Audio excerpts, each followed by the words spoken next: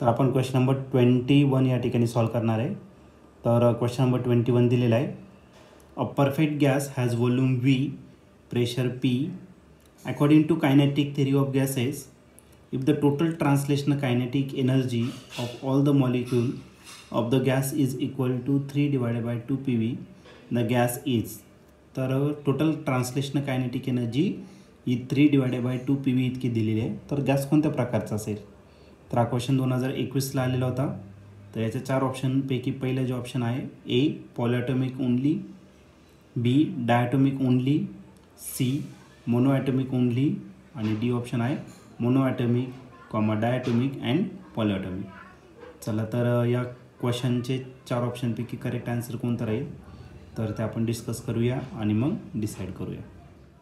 तर या क्वेश्चनमध्ये आपल्याला एक परफेक्ट गॅस दिलेले आहे, ज्याचं व्हॉल्यूम V आहे, प्रेशर P आहे आणि आपल्याला कायनेटिक थेअरीनुसार सांगितलेलं आहे. According to kinetic theory of gases, if total translational kinetic energy of the molecule of the gas is equal to.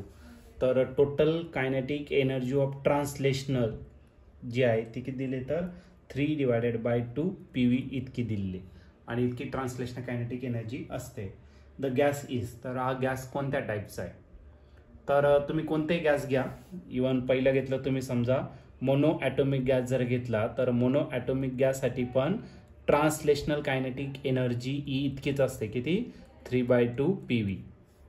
जर डायॲटॉमिक जर घेतला तुम्ही, डायॲटॉमिक गॅस जर घेतला तर डायॲटॉमिक गॅससाठी पण ट्रान्सलेशनल कायनेटिक एनर्जी 3/2 PV इतकीच असते. पण त्याच्यामध्ये आणखीन ॲडिशनल काही असतात, जसं की रोटेशनल कायनेटिक एनर्जी घेतलं तर याच्यामध्ये रोटेशनलचे किती असणार, रोटेशनलचे 2 असणार आणि प्लस आता याच्यात रिजिड जर असेल तर रिजिडमध्ये व्हायब्रेशन नसते आणि नॉन रिजिड जर असेल तर त्याच्यामध्ये व्हायब्रेशन पण असते. ठीक आहे, म्हणजे कायनेटिक एनर्जी त्यामध्ये काय असणार आहे, व्हायब्रेशनल आणि प्लस काय असणार आहे, रोटेशनल. जर नॉन रिजिड जर असेल तर किती असतात, 1 व्हायब्रेशनल असतात.